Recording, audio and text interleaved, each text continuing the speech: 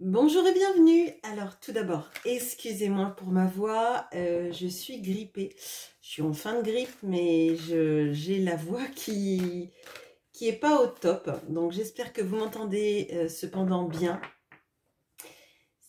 Aujourd'hui, je vais faire le tirage de la nouvelle lune. C'est une nouvelle lune en Poisson qui aura lieu donc lundi 20 février à 8h05 heure française. Et on va en profiter pour regarder quelles vont être les énergies associées à cette nouvelle lune.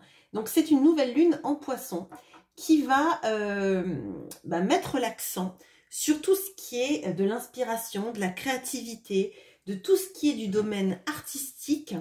C'est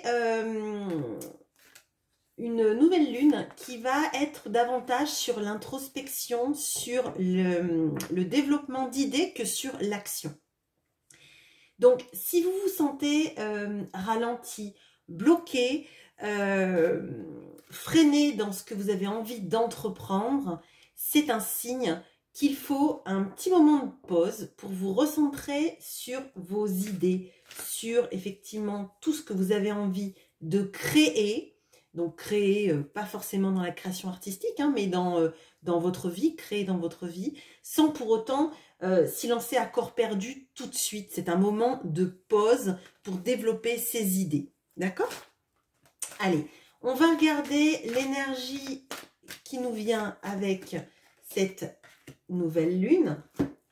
Et on utilise le World of Vision Tarot pour regarder ce que vous êtes, ce que vous ne savez pas sur vous-même, ce que vous êtes amené à abandonner. Bien sûr, c'est un conseil, vous faites bien comme cela vous va. Hein. C'est un conseil du tarot et de mon tirage. Hein. C'est pas injonctif, on va dire. Donc, ce que vous êtes amené à développer, ce que vous aimeriez... Oh, c'est la carte de présentation du jeu. Ce que vous aimeriez devenir...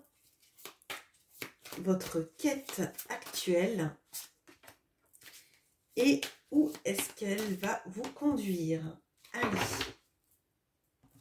on y va. Donc l'énergie de cette nouvelle lune, on a l'abondance avec la lune du chasseur. Donc là, on a l'impression qu'on a même Artémis avec tous les animaux de la forêt. Donc il y a une notion de d'ancrage, moi je ressens une notion d'être en communion avec la nature, avec les animaux aussi potentiellement. Il y a des énergies là, dans cette lune-là, très automnale. Alors on est en hiver, on va bientôt aller sur des énergies de printemps. Mais vous voyez, quand je vous disais qu'il y avait une notion un peu de pause, c'est comme si on se préparait dans un cocon douillet pour affronter les derniers jours de l'hiver qui nous restent et se remettre à flot pour toutes ces énergies de turgescence qui vont arriver avec le début du printemps. Il y a quelque chose pour moi peut-être d'une stase nécessaire pour être en mode cocon, pour après s'expanser vers quelque chose de très dynamique. Donc peut-être que c'est un moment effectivement de pause qu'il vous faut pour réfléchir sur vous-même, à tout ce que vous avez envie de manifester dans la vie et dans la matière aussi, mais pas tout de suite, quoi. Enfin, vous y pensez, mais vous ne le mettez pas en place tout de suite. Alors, ce que vous êtes, on a le 7 d'épée. Bon, le 7 d'épée, c'est une carte un petit peu compliquée. C'est une carte un peu de fuite. Alors, moi, ce que je ressens là, c'est qu'il y a des choses qu'on n'a pas trop envie de voir. Il y a une sorte de fuite. Alors, fuite de la réalité, je ne sais pas si c'est vraiment fuite de la réalité, mais c'est comme ça que je le ressens. Il y a peut-être une tentative de vouloir alors s'isoler, même si c'est pas la carte de l'ermite, c'est vraiment ce que je ressens avec ces énergies là de cocon, comme si on se retirait un peu du monde pour se replier sur nous-mêmes et pour se replier sur des énergies plus solitaires, moins en contact avec les gens, peut-être parce qu'on a peur qu'ils nous blessent, peut-être parce qu'on a peur de trop s'impliquer auprès d'eux et qu'ils nous déçoivent, peut-être aussi qu'il y a quelque chose sur nous-mêmes et sur le fait d'être, de les décevoir aussi, d'être un petit peu dans un moment où on ne veut pas en subir des énergies plus lourdes que celles qu'on a déjà. Moi, c'est vraiment ça que je ressens, parce que là, on voit avec ce 7 d'épée, il a pris les épées, mais il n'est pas en train de courir. Il est en train de réfléchir où il va aller, regarder ce qui se passe un peu autour de lui. Il est seul et il n'a pas pillé une maison, on dirait qu'il a pillé un tombeau. Donc, j'ai pas l'impression qu'il fait du mal à des personnes extérieures. J'ai plutôt l'impression que c'est quelqu'un qui s'isole, qui va dans les endroits où on va pas l'embêter. Moi, j'ai l'impression que là, c'est un peu un mode ermite, mais c'est fuir la foule, fuir le monde, fuir des énergies trop impactantes. Il y a quelque chose pour moi de se réaligner et se ressourcer loin de la foule déchaînée. C'est un peu, pour paraphraser le titre d'un livre. Alors, ce que vous ne savez pas sur vous-même. On a la justice. Bon, alors, moi, je ressens, on a encore cette notion d'épée, donc la justice est en train d'avaler l'épée. J'ai l'impression que là, il y a un sentiment d'injustice, là, très fort en vous. Et c'est peut-être ça, ce sentiment d'injustice qui vous pousse à vous replier sur vous-même. Donc, là, la question, c'est ce que vous ne savez pas sur vous-même. J'ai l'impression qu'en fait, ce sentiment d'injustice vous impacte énormément. Peut-être que vous essayez de le contenir, vous essayez de le rationaliser, de l'amoindrir pour pas que ça prenne tout votre espace.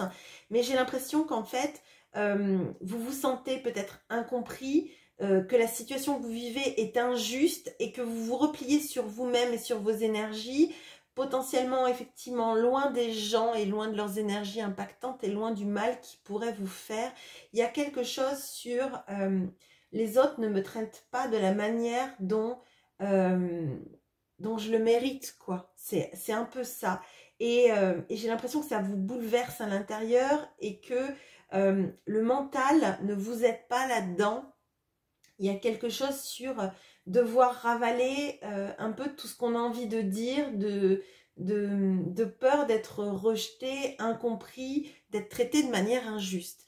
Je trouve que là, c'est très impactant et j'ai l'impression que vraiment vous avez besoin de vous retrouver en phase avec vous-même dans un cocon dorlotant. Comme pour vous dire, ça va aller, tout va bien se passer, on va prendre soin de toi. Bon, je veux bien que vous me disiez en commentaire si ce sont des énergies qui vous impactent, car elles sont pas faciles de ce que je ressens. Ce que vous êtes invité à abandonner. On a le 9 de bâton. Alors, ce que vous êtes invité à abandonner, c'est votre... alors, moi, ce que je ressens, c'est d'essayer toujours de tenir bon pour faire croire à tout le monde que ça va aller, alors que j'ai l'impression que là, vous êtes blessé. D'ailleurs, là, on a cette guerrière qui est blessée au bras, qui essaye de tenir bon contre l'oppresseur, contre ce qui ne va pas, alors qu'elle est fatiguée, qu'elle en a juste marre et qu'elle a envie juste de lâcher la rampe et de se reposer. Je crois que là, ce que vous êtes invité à abandonner, hein, c'est le fait de toujours tenir bon et toujours montrer qu'on tient bon. Alors bien sûr, vous allez me dire, mais si je ne tiens pas bon, je vais m'effondrer et vont s'engouffrer tout plein de problèmes annexes. Moi, ce que je ressens dans ce tirage, c'est que à un moment donné, il se passe plein de choses dans votre vie, des choses plus ou moins difficiles. Cette lune-là, elle va vous appuyer sur le fait qu'il faut un moment de pause dans votre vie, un moment où vous allez pouvoir peut-être décompresser, décompenser. Peut-être que c'est le moment où vous allez pleurer en regardant une comédie romantique sur une chaîne à la demande. Peut-être que vous allez pleurer en écoutant de la musique. Peut-être que vous allez juste vous dorloter, vous faire du bien, vous faire des petits soins, des automassages, peut-être juste rester sous votre couette si vous le pouvez, les soirées avec un petit chocolat chaud à 18 h en pyjama. Et c'est pas grave en fait. Vous n'êtes pas obligé de parcourir l'Everest et d'avoir votre piolet et de faire des choses incroyables. Vous avez le droit aussi de prendre un bon livre, de vous mettre sous votre couette et de rêvasser. Vous n'êtes pas obligé d'accomplir toujours des nouveaux challenges. Vous pouvez y penser, mais vous pouvez aussi prendre soin de vous. Là, on a des énergies d'abondance et de cocon. Et moi, ce que je crois là, c'est qu'il faut vraiment que vous preniez soin de vous et que vous ne preniez pas toutes les responsabilités. Que si vous êtes fatigué, eh ben, laissez un peu la barrière. Vous avez un cercle de feu et personne ne traversera le feu. Bon, ce que vous êtes invité à développer, le soleil, la joie de vivre, la capacité à vous réémerveiller des choses, de laisser s'exprimer votre chaleur intérieure et de la laisser vous réchauffer. Là, il y a les moments de joie, il faut que vous les laissiez venir à vous, mais même des moments de joie, de regarder pour la 10e fois votre film préféré qui vous fait rire aux éclats, même si les blagues sont lourdes, de rire avec vos enfants, de rire avec vos amis, de rire de vous-même, hein, de rire de vos petits moments, des petits souvenirs, des choses comme ça. Laissez rentrer la joie en vous, laissez rentrer tout ce qui va vous faire du bien. Et si vous avez besoin de pleurer avant de rire, vous avez le droit. Ça ne veut pas dire que vous êtes cyclotimique, ça ne veut pas dire que vous avez un problème mental. Ça veut juste dire qu'à un moment donné, il faut que vous preniez soin de vous et que si personne actuellement ne prend soin de vous, vous êtes le garant de ce bonheur-là. Alors, ce que vous aimeriez devenir, on a le 3 de denier. Ce que vous aimeriez devenir, c'est quelqu'un qui arrive à créer en synergie avec les autres, qui arrive à travailler potentiellement avec les autres, qui arrive à mettre en place des actions, qui arrive à mettre en place des projets. Et alors là, donc, je vous ai dit de travailler en équipe, mais ce 3 de denier, là, elle est seule. Elle est seule et elle met sur un tableau ces 3 deniers. Elle n'est pas en train de travailler en synergie, elle est en train de réfléchir comment synergiser son action, comment réfléchir à plus tard. Et cette lune, on l'a dit, elle vous invite à introspecter, à réfléchir à ce que vous allez faire après, mais pas forcément vous y lancer. Donc pour moi, ce que vous aimeriez devenir, c'est effectivement quelqu'un de très efficace dans un projet, de synergiser les actions, mais pour l'instant, c'est de l'ébauche. Pour l'instant, c'est son croquis avant son grand tableau. D'accord? Donc, pour moi, là, concentrez-vous sur les perspectives d'avenir, sur les envies, sur les choses que vous allez mettre en place maintenant, mais laissez-vous lâcher la bride en fait. Lâchez la bride sur vous, prenez du temps de pause et du temps de bien-être. Votre quête actuelle, on a le roi de denier. Alors, votre quête actuelle, c'est de réussir dans vos projets, c'est d'attirer l'abondance. D'ailleurs, là, on a l'abondance. Hein. Donc, là, vous êtes sur la bonne quête parce que c'est une quête d'abondance, mais c'est une quête qui se fait avec le temps. Hein. Les deniers, on ne les a pas tout de suite maintenant. Il faut les désirer, mettre en place des choses pour les récolter, d'accord? C'est à l'image en fait de la graine qu'on va semer et qu'on va récolter plus tard. Donc là, c'est un moment d'introspection, c'est un moment d'inspiration, c'est un moment pour tout ce qui est d'activité créative, à commencer à mettre en place pour récolter plus tard. Donc là, c'est votre quête, réussir dans vos projets, de réussir dans votre vie, avoir une vie stable et abondante, même si c'est du domaine sentimental, hein, c'est attirer l'abondance à soi, mais pour attirer l'abondance à soi, ça ne vient pas tout seul, il faut semer des graines. Et il faut aussi, surtout, apprendre à vous ménager, à ne pas partir sur une ligne de front, à tenir bon.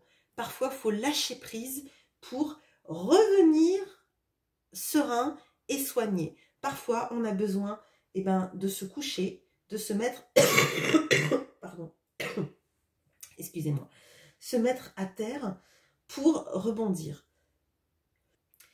Excusez-moi, j'ai dû couper une quinte de tout. Alors, voyez, moi aussi, peut-être que je devrais faire une pause et me soigner. Mais voilà, parfois, les conseillères ne sont pas les meilleurs. Alors, maintenant, où est-ce que ça va vous conduire, votre quête de l'abondance? On a la 5 de bâton. Alors, ça va vous conduire à des rapports peut-être de force. Mais moi, ce que je ressens, c'est un rapport de force vis-à-vis de vous-même. Il y a cette notion de... là, il y a quelque chose sur les projets, les choses dont on a envie qu'elles se manifestent tout de suite. Et cette lune-là, cette nouvelle lune, elle est là pour vous dire, ce n'est pas le moment. Ce n'est pas le moment de l'action. Il faut contenir l'action. Il faut réfléchir à comment on sème les graines dans le champ pour les récolter de la meilleure manière possible. Pour améliorer la productivité du champ, on va dire.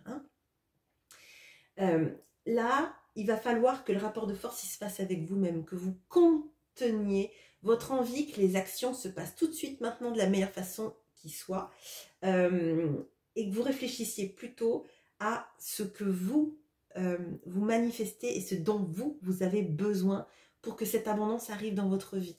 On a 2 arcanes majeurs, là on a le soleil et la justice. On voit que vous passez par des moments compliqués, des moments où vous n'avez peut-être pas confiance dans votre entourage, des moments dans lesquels en fait vous vous dites qu'il faut tenir votre position mais que vous vous sentez un peu affaibli sur les flancs. Moi c'est comme ça que je le ressens. Et sans prendre soin de vous, vous n'allez pas y arriver en fait. Sans lâcher certaines choses et les remettre à plus tard, vous n'allez pas forcément y arriver.